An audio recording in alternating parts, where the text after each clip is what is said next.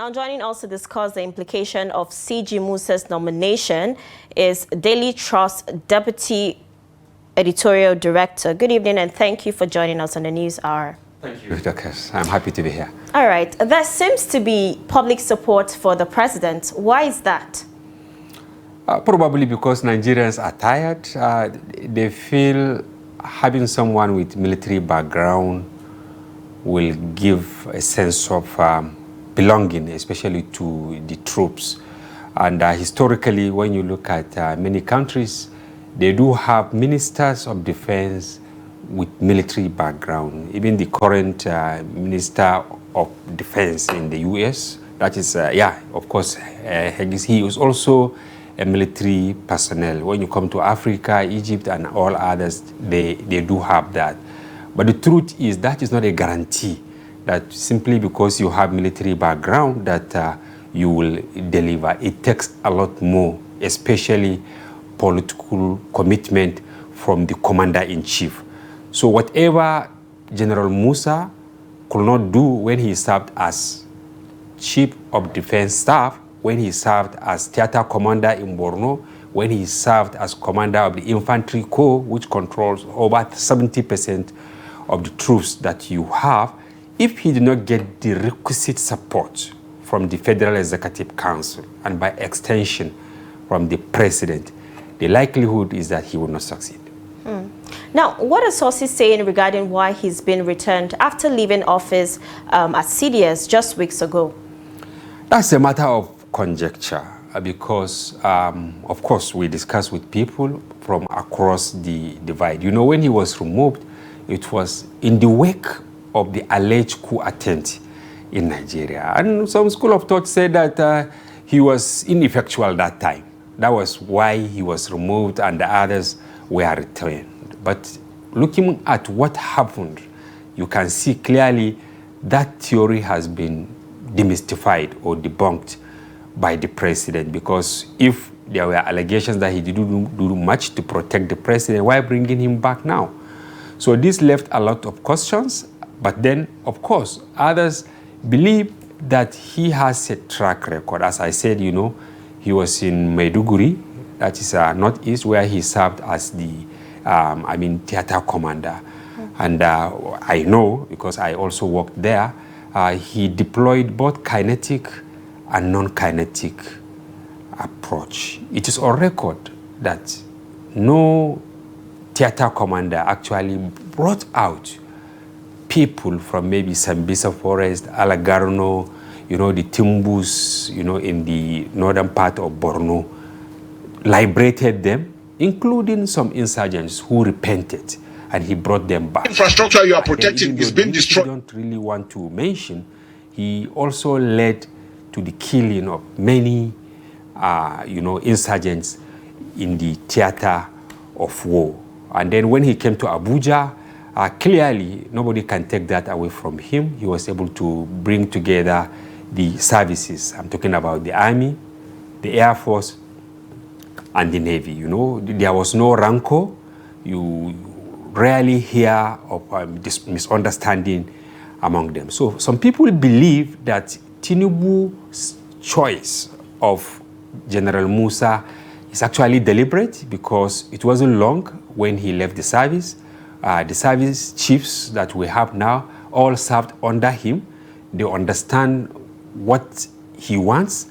Now he will serve like a bridge between the political elite and the military, because when he speaks, for instance, at the Federal Executive Council meeting, they will respect him because they know that he has the experience, he has the knowledge. And then when he gets back to the Defense House, when he calls the service chiefs, they will listen to him because they are his genius and they know what he can achieve. All right. Now, we understand that Badaru's resignation and CG Musa's nomination is part of a compromise with America on Christian genocide. What can you tell us about that?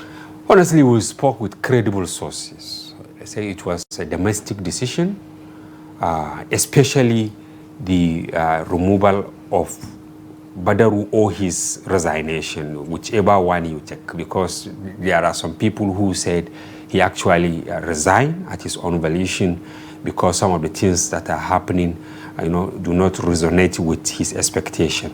But the larger group believe that it is the president who asked him to take a bow.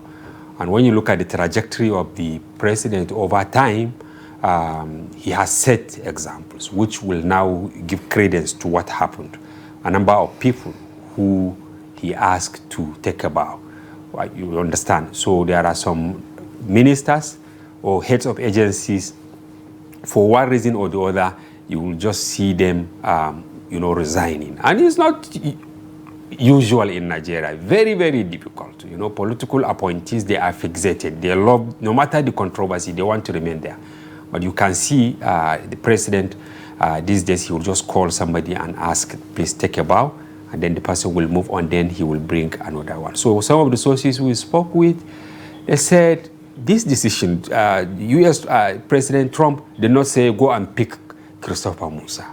What the president of the United States said is that, look, put your house in order so that you will address the teething security challenges that is actually bringing the country down. So, but that is it about this.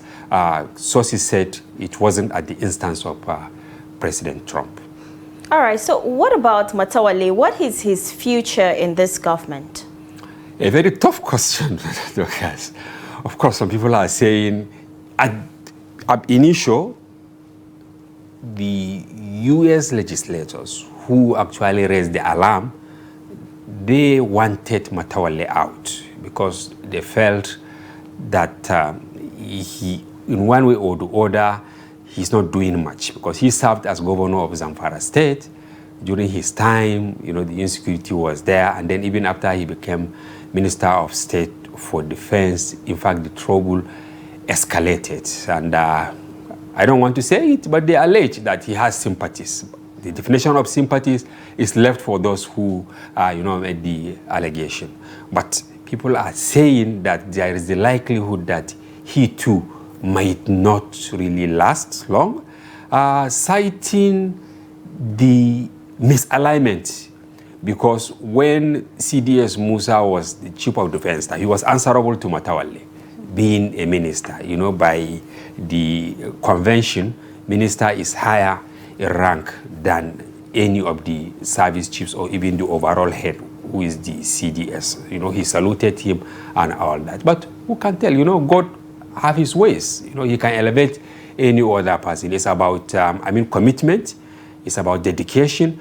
And it's about having a goal that you want to achieve. If the minister is retained, because some people believe that he is very, very close to Tinubu, more than the way Badaru is to Tinubu, because, he served as Tinubu's campaign director for the Northwest during the election. He did a lot. He used the instrument at his disposal to support the president. But putting that aside, only time can tell whether the president will retain him or he will ask him to leave, or he will replace him and put him in another ministry.